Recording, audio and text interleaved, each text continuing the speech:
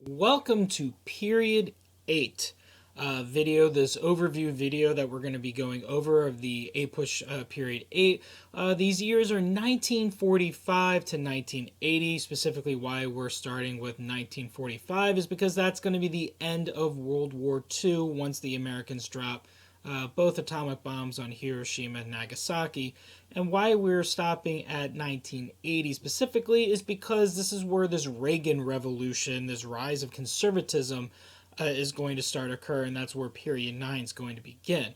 So if we're talking about this idea of the Cold War, first off, keep in mind, Cold War, no, it is not because it was cold outside and then they wanted to put on their jackets now. Okay, this Cold War really just means that there's no battles that are going on between specifically the Soviet Union and the United States directly. Therefore, it's called a Cold War. If it was a hot war, there would be battles. So just kind of keep that in mind on why it's specifically called a Cold War. And where these origins of this Cold War is going to come out is because the Western, countries, England, the United States, they are fearing the spread of communism. They've just defeated, the Nazis and this fascist regimes and, the Japanese. So the last thing they really want is to have really a spread of another ideology. In this case, communism is going to be the main threat.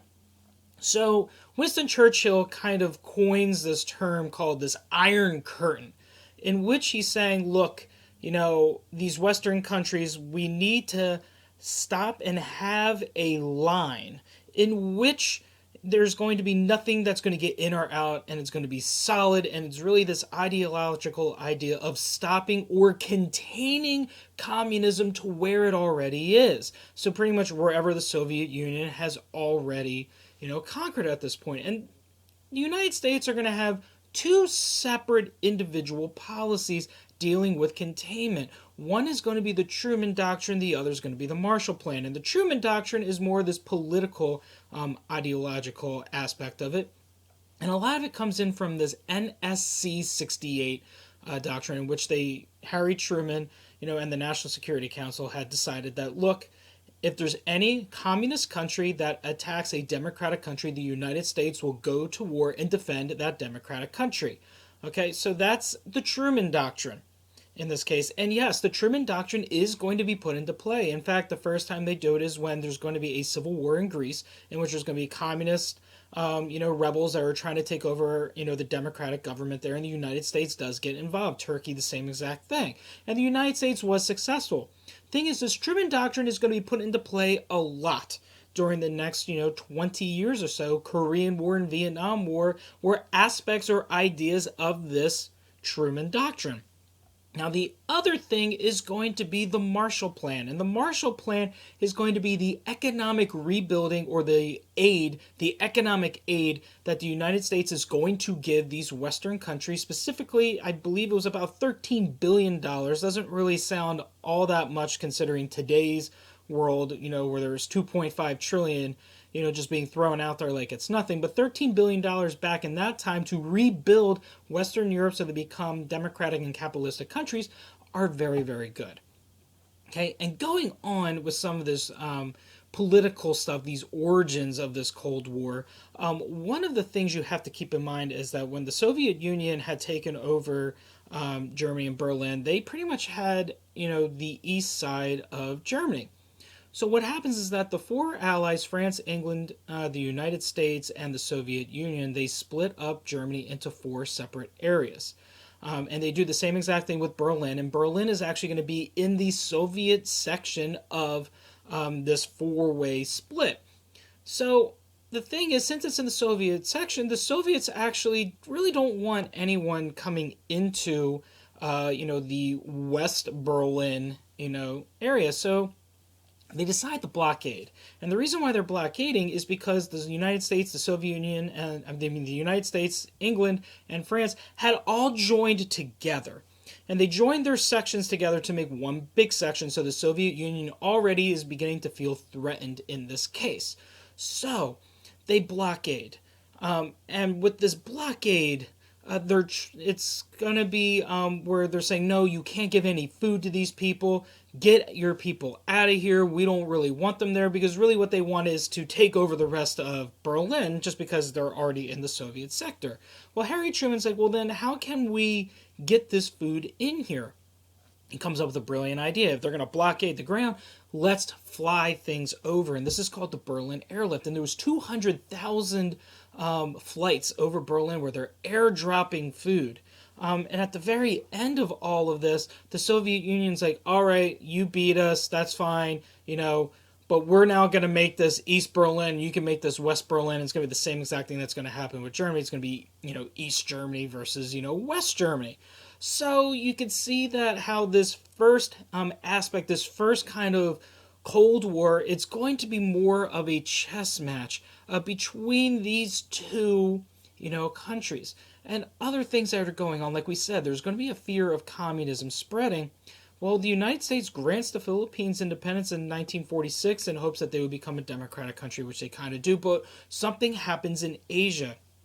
Okay, you're going to have Korea being split up into two, into North Korea and South Korea, where North Korea is going to be communist. China falls to communism. Mao Zedong wins the Chinese Revolution over Chiang Kai-shek in 1949. So already in Asia specifically, there's becoming this rise of communism. And you start to see this idea unfold by 1950, where the Korean War comes into play, and this is where the North Koreans invade South Korea. And when that happens, the United Nations and the United States decide, you know what, we need to stop this, advancement right away. It was one of the first very big tests for the United States and the United Nations post-war to see how this idea of spread of communism is going to happen. So they send in troops, and specifically they're going to send in Douglas MacArthur, who's going to be kind of like the commander of all of this. Now, what's really going on is once the United States gets in there, they push the North Koreans completely out of South Korea. But the Chinese then get involved, and the Chinese then push everyone kind of back into this little stalemate thing. Douglas MacArthur, before the Chinese kind of really get involved, he pretty much is preaching to Harry Truman, look, let me go into China. Let's blow some stuff up. Let's get some nuclear bombs. Well, and the thing is, Truman had said, no, I want a limited war. I don't want to be using nuclear weapons again. We've already used nuclear weapons once. Let's not, do this again. And MacArthur keeps on egging things on, like, yes, come on, let's blow something up. This is great. Truman then fires Douglas MacArthur for insubordination.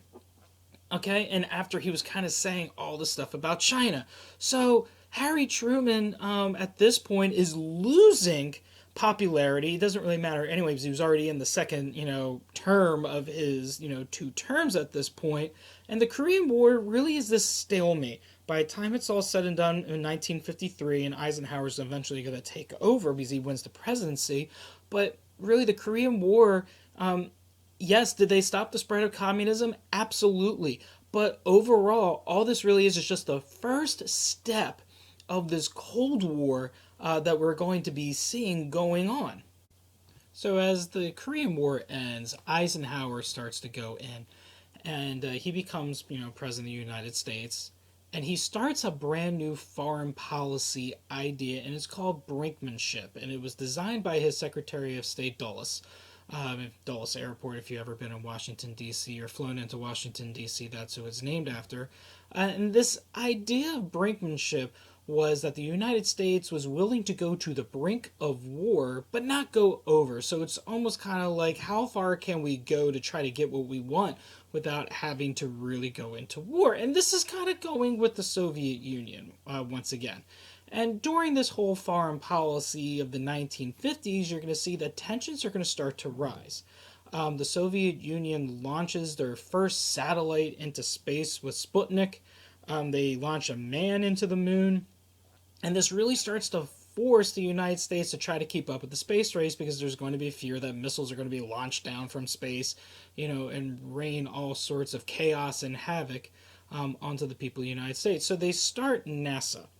And NASA is really going to be, late 50s and 60s when JFK starts to get involved with it and starts pumping more money into it and makes his famous, we're going to get to the end of the decade, we're going to make it to the moon, and that was in 1961. 1969 is actually when the United States makes it to the moon.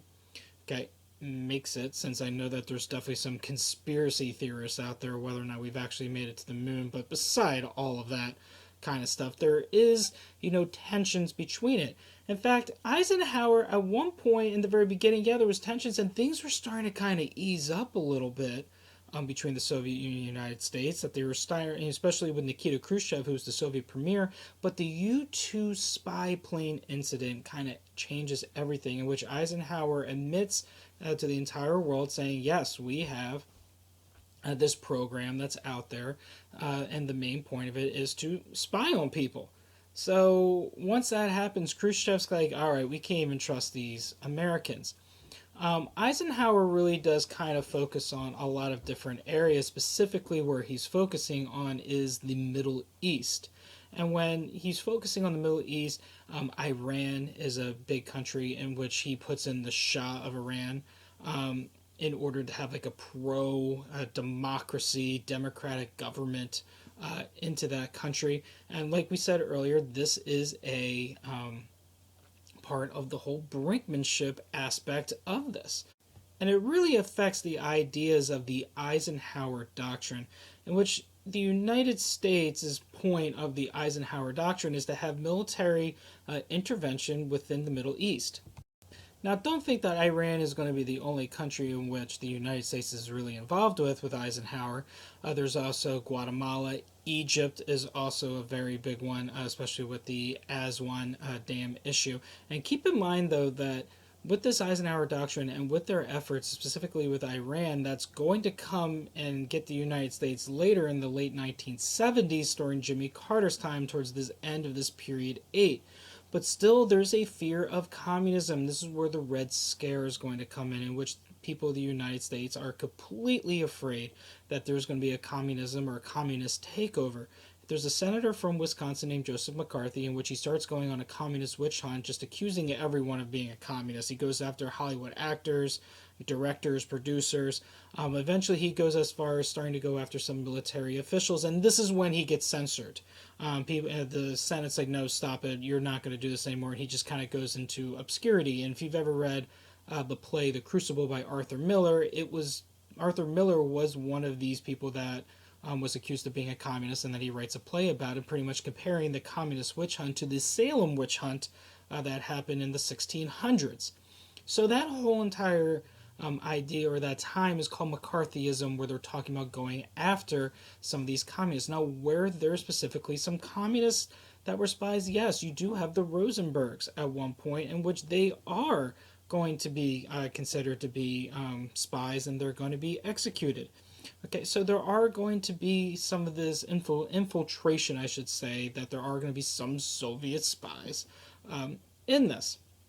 Other ideas of this scaredom, I should say, or terror of what we're calling communism or nuclear missile attack is the duck and cover aspect of this, in which they're teaching children, oh, look, if you see a bomb go off, duck and cover, and a wooden desk is going to protect you from a nuclear bomb that's going to blow everything, out of the water.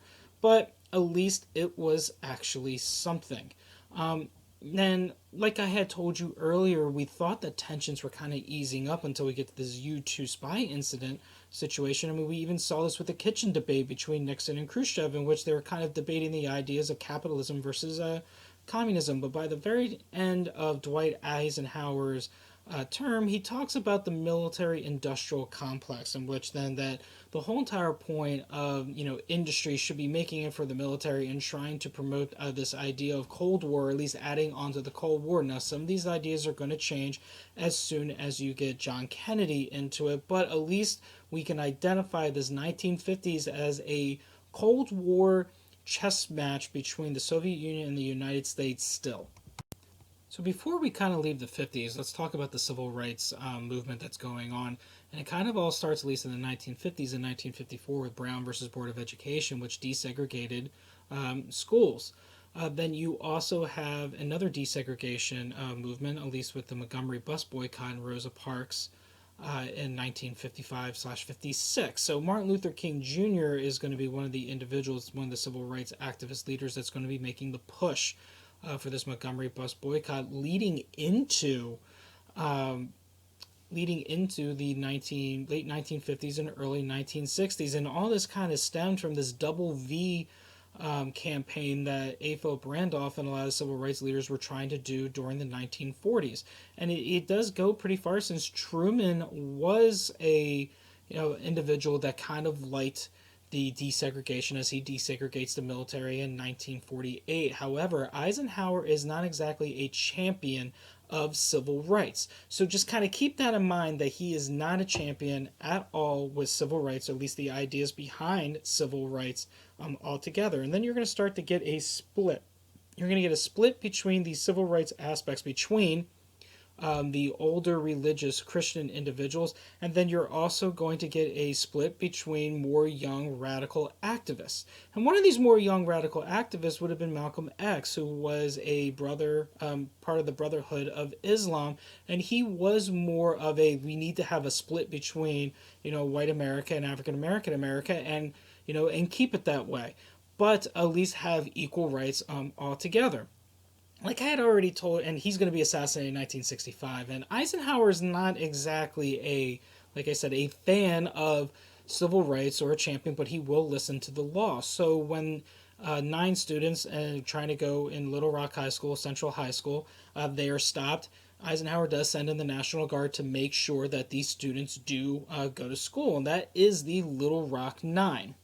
Okay, so there is going to be, Eisenhower, even though he doesn't agree with what's going on, Eisenhower is going to listen to what the law says. He is going to make sure that this stuff is going on. Then you also have the sit-ins in Greensboro, North Carolina. Okay, more protests that are going to be happening, at least in this, 1950s going to the 1960s.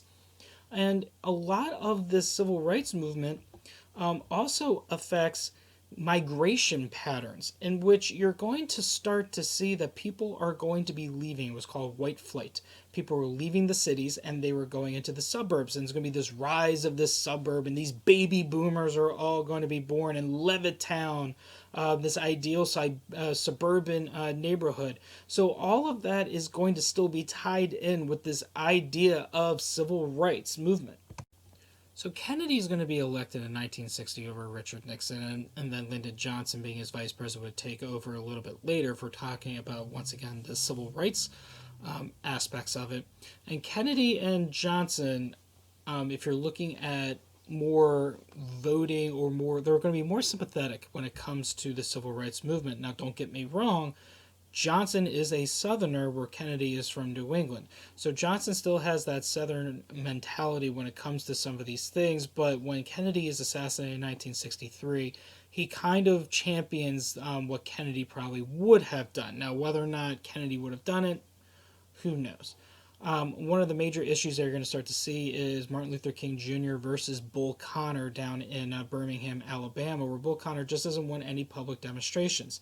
And what's really going on is that the media is actually taking pictures of everything that's happening, in which then it's being put onto TV stations, and people are eating dinner and they're seeing protesters and advocates of the civil rights movement getting sprayed by fire hoses. The Martin Luther King March on Washington in 1963, when we're talking about the I Have a Dream speech, the Selma March in 1965, these are all things that are creating momentum. The Freedom Riders, trying to get people to register to vote. These are all things that are, putting things into the media that people are seeing, that they're saying, you know what? Maybe there should be, more laws or less discrimination when it comes to voting rights and other aspects of it. And I told you that Malcolm X had already been assassinated, at least earlier in this episode in 1965. Medgar Evers, another civil rights leader, is going to be killed in 1963. Martin Luther King Jr. is going to be killed in 1968. So you are seeing a violence that's going to be met with a lot of these civil rights leaders. However, though, if we're going to get into some of the laws, there are going to be laws that are going to be passed. There's the Civil Rights Act of 1964, which specifically was trying to at least guarantee equal rights and public access to public accommodations. Your Voting Rights Act of 1965 specifically is talking about voting against voting discrimination, that everyone should have the right to vote and be able to register to vote without any issues. You even have, the Civil Rights Act of 1968, which is talking about, discrimination through jobs and housing, and that one a lot of times is called that Fair Housing Act. So there are going to be laws, that are going to at least create more traction in order to have civil rights for African Americans. But don't think that those are the only movements that are going on at the same time. Okay, you are going to have the women's movement. And their organization was now National Organization of Women. There was a book written by Betty Freeman called The Feminine Mystique, in which it was talking about women trying to work their way up, into the world and into the workplace. Okay, you're going to have Title IX by 1972, which said that there should be equality in schools with regards to extracurricular activities. More often now, this is kind of dealing with the sports aspect of everything here. You also have the AIM, the American Indian movement, and this was talking about trying to get more rights and to guarantee the lands that the Native Americans were already living on. There's the Mexican American movement led by Cesar Chavez that was talking about getting more equal pays for Mexican American workers.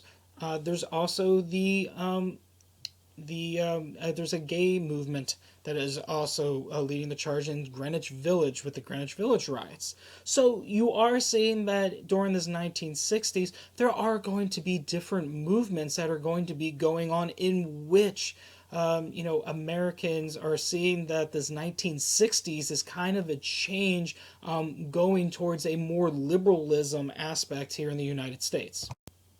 Sorry, I had to, stop the video because it started to get really dark in here. So, now all of a sudden now I can actually see a little bit better and at least see myself, and it doesn't look like that. Like when you're kind of waving in front of the camera and you kind of see I can see myself in the past type of thing. Anyway, so John Kennedy, kind of going back now, moving away from the civil rights and the Cold War, we're going to be looking more now into Vietnam in this section. And John Kennedy's idea was a new frontier, and what he really thought is that you could make democracies around the world through the Peace Corps and things like that, rather than violence, but to try to nation build that way. So he was not for the Vietnam War as many people would have wanted. And there was this theory called the domino theory, in which they were pretty much saying if one country falls to communism, the whole entire country is going to fall to communism. So what they were really afraid of is, and once again, you're having a split in Vietnam exactly the same way that the North Koreans and South Koreans were. You're going to have North Vietnam and South Vietnam, and this is what happened after the French left this area. Once, and during this time of the 50s and 60s, you're going to start to see decolonization throughout the entire world, that the French now are decolonizing after they lost a war against the Vietnamese in this case. So Kennedy starts to send in advisors, and these advisors were supposed to help South Vietnam successfully defend itself from North Vietnam. Well, Kennedy's assassinated. Johnson gets in there, and while Johnson is president, there's a Gulf of Tonkin incident in which American ships are being attacked by North Vietnamese ships. Now, come to find out later in time that this was just kind of all fabricated, and that's going to be in the Pentagon Papers, which we'll talk about in a little bit. So Congress gives Johnson a blank check and says, you know what, go for it. Let's go to war against North Vietnam. Okay, well, that's great and everything. However, though, a Vietnam War isn't as successful as many people kind of make it look out to be. Okay, in fact, by 1968, there's the Tet Offensive, in which North Vietnamese, sorry about that, have completely gone all the way down to Saigon, in which then this loses a lot of the morale of the American troops. The My Lai massacre, in which American soldiers completely kill women, children, everybody, and burn villages, and the government covers it up. So the Vietnam War was not exactly this moral war, and not only that, but it's a media war. People are watching this now on TV. They're watching it every single day as they're eating dinner. Okay, so they're kind of seeing everything that's going on, you know, at all times. So this is where at one point, Richard Nixon's actually, or Lyndon Johnson actually said, well, I just lost Walter Cronkite. He's probably like the leading main, news reporter of this time. And if I lost him, I pretty much just lost middle America. So Lyndon Johnson's not going to run for re-election in 1968, and which is going to lead into Richard Nixon. Lyndon Johnson's not going to run for re-election in 1968, which is going to lead to Richard Nixon being elected. So there is going to be a draft and the selective service, at getting people ready to be drafted. So it becomes more of a working class war, especially since a lot of the upper class, as long as you were in school, you pretty much weren't going to be drafted or going to be touched. So there's going to be different anti-war movements that are going to form because of this. Okay, you have the counterculture. The counterculture is also going to be your hippies, Woodstock. Folk music is going to be on the rise. The Beatles even start becoming anti-war messages by the time we're all said and done. So you're starting to see that, and it's going to be a lot of these college students, these young ones that are going to be going in and starting to rebel. In fact, there's going to be a lot of student protests, specifically Kent State and Jackson State, that turned violent, in which students are being killed. So you're seeing that the youth of America is completely against this war, and it doesn't exactly help things, especially for the government, when they're saying that the National Guard is killing students. So Nixon realizes, you know what, maybe we do need to pull out. And his idea of Vietnamization, trying to create withdrawal troops and create South Vietnam's army and train them and say, look, you handle the problem now, is probably, kind of the right decision at this point. By 1973, the United States is kind of almost all out of there by this time. Now, while Nixon is president, the Pentagon Papers get released to the New York Times and to the Washington Post, in which they print them. And they print everything that was going on, in which they're saying that the United States government was lying to the American people, specifically about the Vietnam War and the causes of the Vietnam War, in which New York Times gets censored by the United States government. They go to the Supreme Court, and the Supreme Court, and this is New York Times versus the United States, the Supreme Court said, no, you can't censor the press as long as it was true. Okay, if it's not true, then yeah, absolutely you can censor it, but this was all true stuff. So this kind of leads back into, the Espionage and Sedition Act of World War I, or the Sedition Act with John Adams, or even as far back as John Peter Zenger trial, which we were talking about back in period 2. So you can see definitely there's going to be some connections about this freedom of press and protecting a lot of these items. Now, Congress, seeing what had happened with the Vietnam War and this blank check, they do pass the War Powers Act, which is going to check presidential powers to make sure that during wartime that they don't have complete and utter control. And this War Powers Act is still being used today, in which Congress is able to check and make sure that the president doesn't have complete power during times of war. So liberalism is going to be on the rise, and I had talked about this a little bit earlier in this episode about how this liberal movement is moving on from World War II. And by liberalism, a lot of it was kind of focused on poverty. And this is where Lyndon Johnson's Great Society program was coming in. And the only reason why the Great Society program is a failure is because Vietnam War kind of depletes Johnson's attention from trying to help individuals escape poverty. And two of the main ones that we kind of connect is Medicare and Medicaid, in which they are offering medical services to poor and elderly in order to have some sort of health care. So that is the Great Society. Now, there's going to be other court cases that are going to show that this Warren Court is going to be leading more on the liberalism. You have Gideon versus Wainwright, which is talking about the right to having a lawyer. Then you have Miranda versus Arizona, which is talking about specifically your Miranda rights when you're arrested, making a person aware of what rights they do have. Tinker versus Des Moines is talking about protected free speech or symbolic free speech as long as it doesn't create a disturbance. New York Times versus Sullivan, which is talking about libel. It has a stricter libel, against certain people. Baker versus Carr is one person, one vote.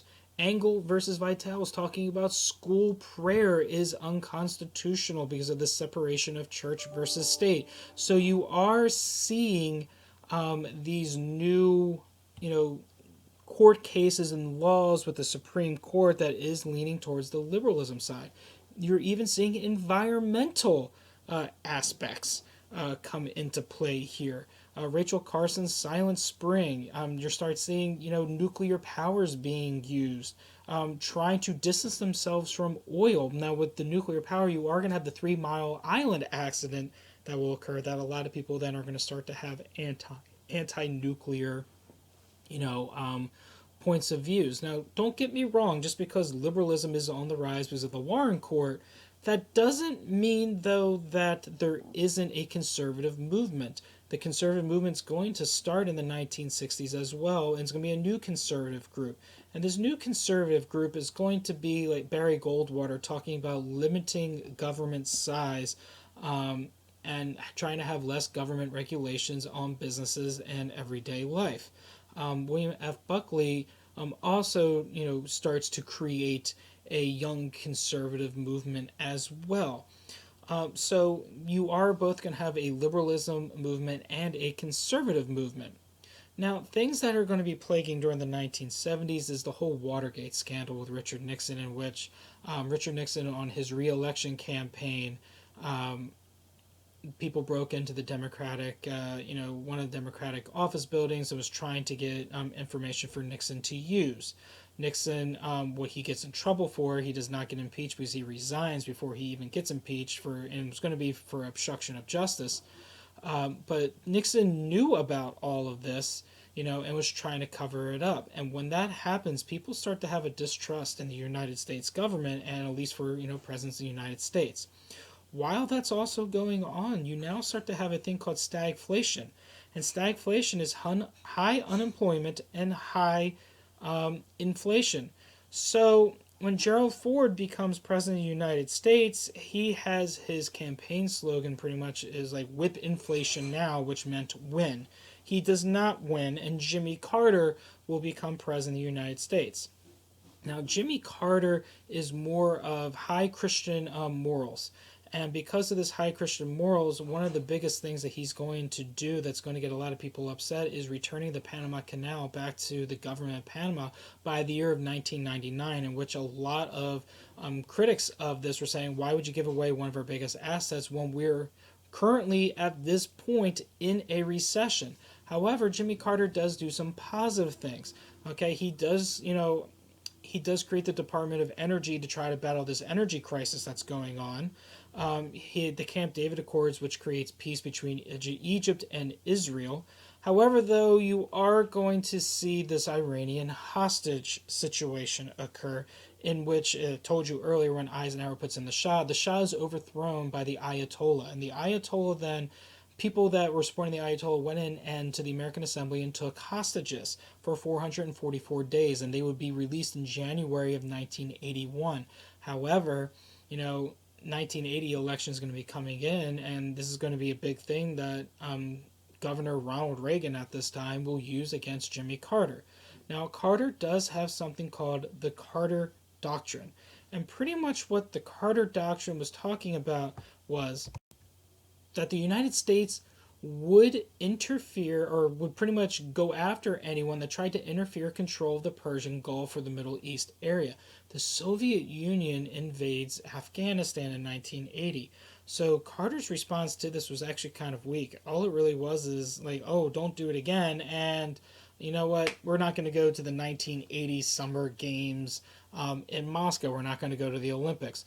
which a lot of people are like, this is a pretty weak response overall, that's what you're pretty much going to go after is the Olympics. Okay, whatever.